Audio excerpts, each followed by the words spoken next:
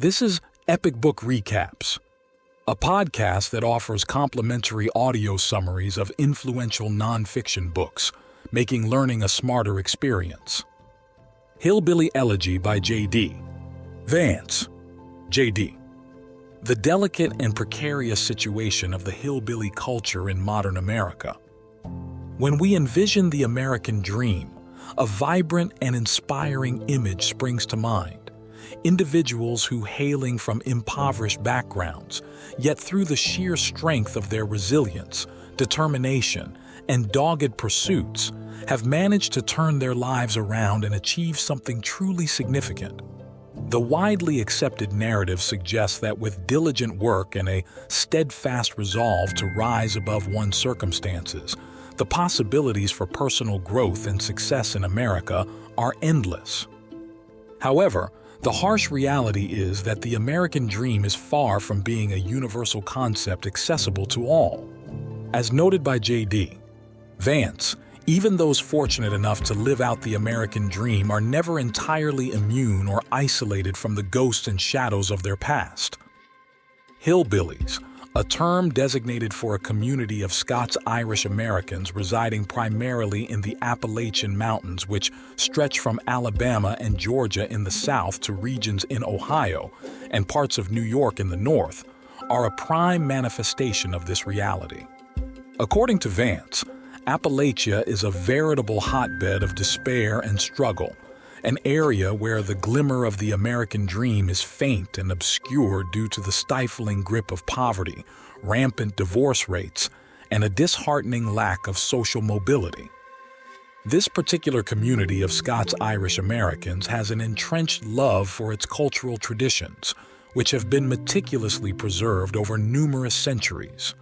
Although the intrinsic and fervent adherence to their culture by the hillbillies is accompanied by certain commendable traits, such as fierce loyalty and unwavering dedication to family ties and patriotic sentiment, it also brings to the surface numerous negative facets.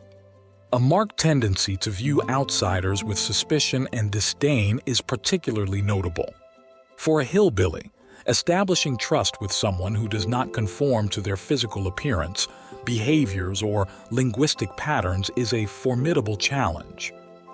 Immerse yourself in a first-hand narrative that lays bare the harrowing circumstances faced by the working-class white Americans. Understand how the deeply ingrained codes of conduct and cultural norms within the hillbilly community have emerged as formidable barriers to social ascension and economic progress.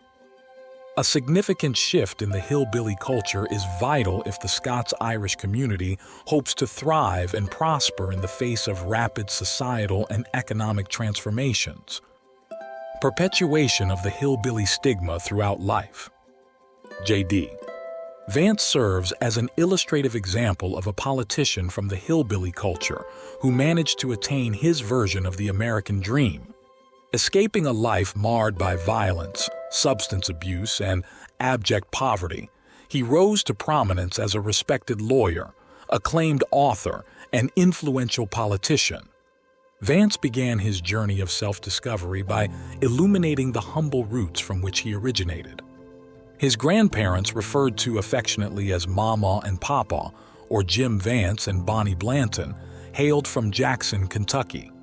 Their migration to Middletown, Ohio, occurred in the 1940s following a teenage pregnancy and the tragic death of their newborn daughter. Middletown, a thriving steel mill town, offered more lucrative employment opportunities compared to the coal mines of Jackson. Despite securing a steady income and witnessing a substantial improvement in their financial situation in their new middle-class neighborhood in Middletown, Mama and Papa could never entirely shed the label of their hillbilly origins. Their middle-class white neighbors perceived Mama, Papa, and other hillbilly migrants as strange and out of place. Most aspects of the hillbilly culture were viewed with significant disapproval by the residents of Middletown. The hillbillies were criticized for their tendency towards violence, their large families, and the propensity to permit extended family members to overstay their welcome at their residences. The family of Vance's grandparents expanded to include 3 children: Jimmy, Bev, Vance's mother, and Lori, lovingly referred to as Aunt Wee. By the time Mama and Papa had Jimmy in 1951, they had seamlessly integrated into their new life in Middletown. Their family soon exemplified the quintessential working-class household in a prosperous neighborhood. However, the family faced a downward spiral with the onset of Papa's excessive drinking. Though they outwardly maintained the facade of a middle-class family, their private life was marked by trauma inflicted by Papa. His increasing violence at home and serial infidelity caused significant distress to the family. Mama retaliated against her husband's rampant alcoholism, violent tendencies, and habitual infidelity with a creative approach. On one occasion, she doused her unconscious drunk husband with gasoline and set him on fire. Luckily, their child was present to extinguish the flames before calamity struck. The realization that even if one manages to escape the confines of one's culture, life in a different place can be fraught with equal, if not intensified, challenges is a daunting reality to grapple with. Ultimately, Mama and Papa decided to live separately, but retained a close relationship and refrained from formal divorce proceedings. After vacating the family home, Papa quit drinking and attempted to atone for his past transgressions. Adverse effects of a turbulent childhood and teenage years. Regrettably, the violence within the family left an indelible mark on the children, who all left home at a young age. Nevertheless, some of them managed to break free from the cycle of dysfunction within the family and embarked on a journey towards leading successful and productive lives. Jimmy toiled relentlessly and secured a position as a sales representative for Johnson & Johnson. He holds the distinction of being the first member of the Vance family to establish a career. Lori, or Aunt Wee, dropped out of high school at the tender age of 16 and subsequently found herself entangled in an abusive marriage. After the family intervened to rescue Lori from her tumultuous marriage, she remarried a compassionate and congenial man and later paved a successful career path in radiology. Unfortunately, Bev Vance's mother was not as fortunate. As is the case with most victims of a traumatic childhood, Bev carried with her the emotional scars inflicted during her early years. These scars not only affected her life but also had a profound impact on the lives of her 2 children, Lindsay and JD, altering their perceptions of the world forever. Despite Mama and Papa funding her nursing school education, Bev struggled with maintaining a steady job.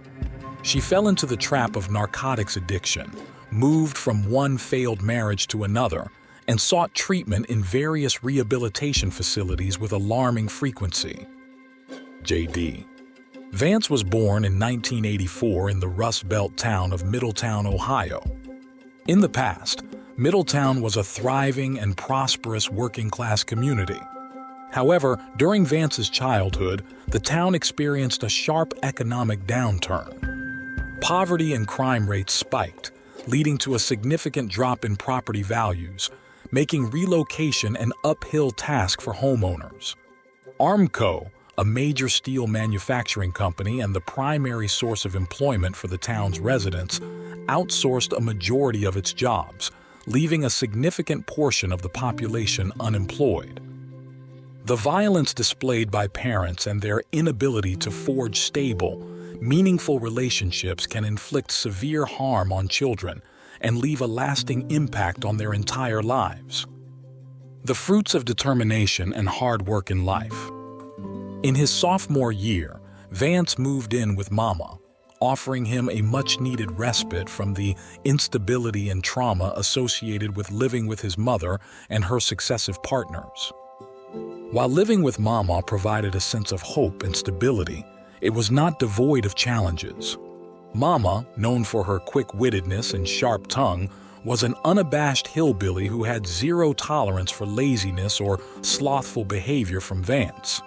If he neglected his chores or failed to maintain the cleanliness of his room, she would admonish him for being a lazy piece of shit. If he didn't devote time to his studies or complete his homework, she wouldn't hesitate to call him shit for brains and remind him that his future success hinged on his academic efforts. Mama enforced 3 primary rules for Vance: achieving good grades, securing a job, and assisting with household chores. He was required to contribute to whatever Mama was doing around the house and was chastised if he failed to assist with the tasks. These 3 rules instilled discipline in him and fostered a sense of diligence. The best part about living with Mama was that I began to understand what made her tick. Tilda J.D. Vance. Despite her financial constraints, when Vance qualified for the honors advanced math class in school, Mama purchased an expensive graphing calculator for him. This significant sacrifice made by Mama served as a motivation for Vance to concentrate on his studies. If his grandmother could invest such a considerable sum of money in a graphing calculator, Vance felt a responsibility to reciprocate by taking his academic pursuits seriously. He devoted more effort to his studies, culminating in an impressive performance in his SAT. Experiencing gratitude can serve as a potent source of motivation. Mama also encouraged Vance to secure a job as a cashier at Dillman's, a local grocery store, to instill in him the value of money. Gaining diverse experiences is crucial, even if it involves working in positions that one may not necessarily enjoy. Low-paying jobs often bear the brunt of societal stereotypes, but they can equip an individual with essential life skills. Moreover, our society heavily relies on the contributions of workers who often go unnoticed and underappreciated. Factors contributing to confidence and success. Immediately after graduating from high school, Vance enlisted in the U.S. Marines. Despite possessing the requisite grades for college admission, he opted for military service, a decision that was met with resistance from his family. They attempted to dissuade him from joining the military and advised him to pursue college instead. They expressed reservations about his suitability for the Marines, but Vance remained undeterred. Mama resorted to various tactics to persuade him to reconsider his decision. "You're an idiot. They'll break you into pieces out there. You're too dumb for the Marines. Who's going to take care of me?" Upon witnessing Vance's unwavering commitment, his family eventually came around to the idea, although it took Mama a bit longer to accept his decision. Letters from his family members, filled with words of encouragement and support, sustained Vance throughout the physically and emotionally demanding period of boot camp. The daily correspondence, particularly from Mama, offered him a glimpse into the depth of his family's love for him. Given his traumatic and unstable childhood, this profound sense of being loved was invaluable to him. His stint in the Marine Corps not only whipped Vance into physical shape, but also broadened his worldview and brought about a transformative change in his life. He discovered many aspects about himself and his culture and interacted with individuals from a wide range of backgrounds and socioeconomic classes. His boot camp platoon comprised individuals of varied racial and ethnic backgrounds, religious beliefs, and financial statuses. Military service offers invaluable lessons, such as cultivating strong leadership skills, effectively managing finances, and fostering a sense of gratitude. In 2005, Vance's grandmother, Mama, succumbed to a complicated lung infection. The entire family was gathered by her bedside in the hospital when she passed away. Vance had always cherished Mama as the best thing to have happened to him. She had been his staunchest supporter. Therefore, her demise was a profoundly unbearable loss for him. However, he sought solace in the knowledge that his grandmother had equipped him with all the tools necessary to forge ahead in life. After completing his military service in 2007, Vance enrolled at Ohio State University. Embodying the lessons imparted by Mama, he worked tirelessly during his college years and graduated summa cum laude in under 2 years. Transitioning to a higher socioeconomic bracket. After his graduation, Vance applied to several esteemed law schools, with Yale being his top choice. In 2010, he was accepted into the Yale Law class of 2013. Despite not possessing the financial resources required for his education at Yale, he was ready to shoulder over $200,000 in student loan debt. However, Vance was a beneficiary of Yale Law's generous financial aid package. The school provided tens of thousands of dollars in need-based aid. It was the first occasion when Vance's lack of financial resources worked in his favor. Not only did he secure admission to his dream Ivy League school, but he also managed to attend at virtually no cost. Every achievement comes with its own price. The architecture and history of his new campus left Vance awestruck. He was also taken aback by the caliber of individuals he encountered immediately upon commencing his classes. During Vance's inaugural week at Yale, former British Prime Minister Tony Blair visited the school to deliver a speech at an event.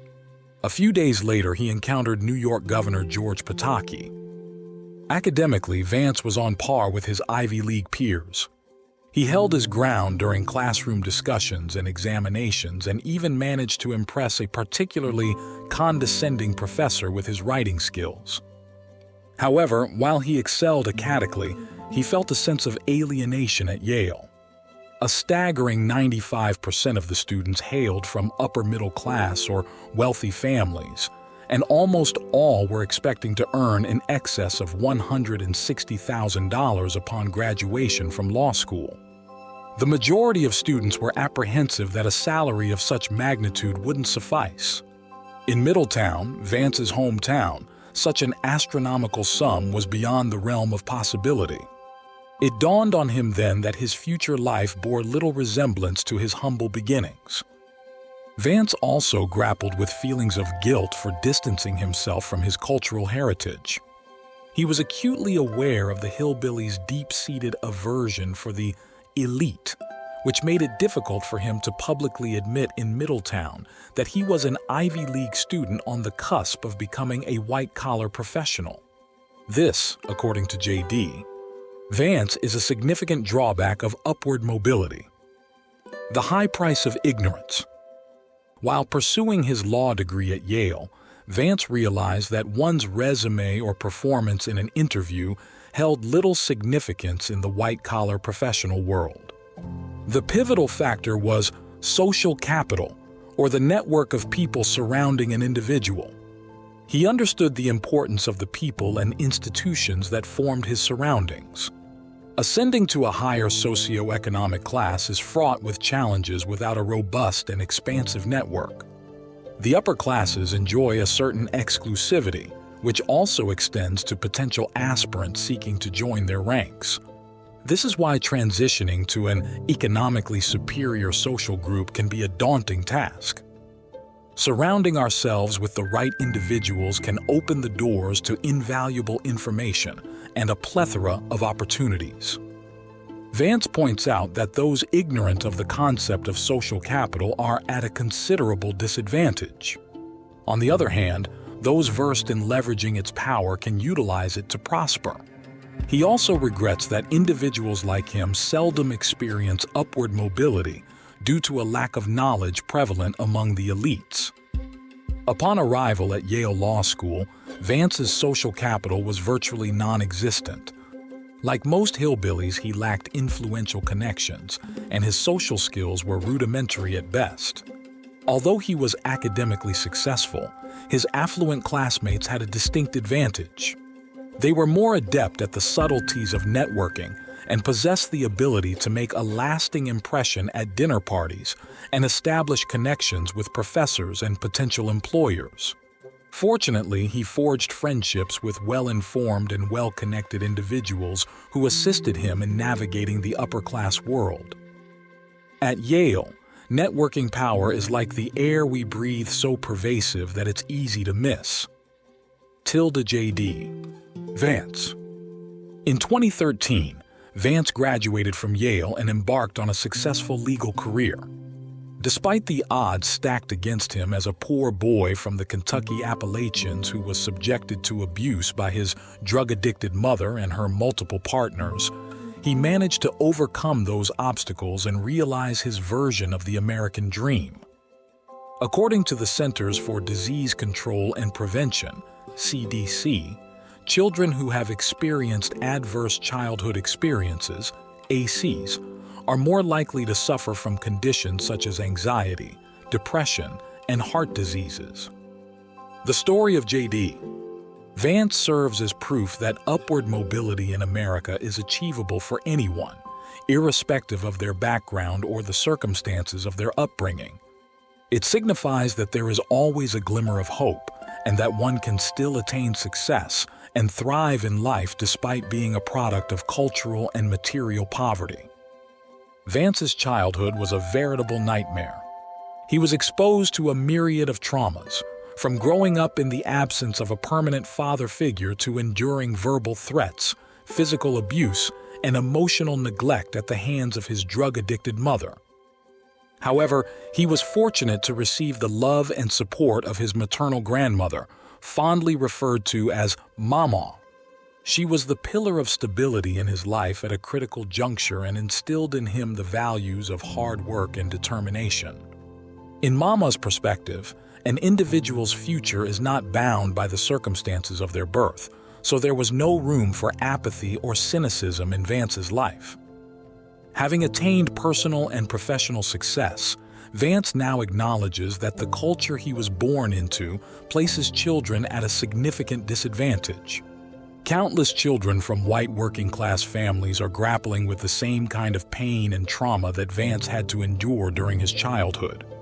Regrettably, not many of these children will have the good fortune to encounter someone like Mama, who can provide the necessary push and shift in perspective required to break free from the cycle of despair.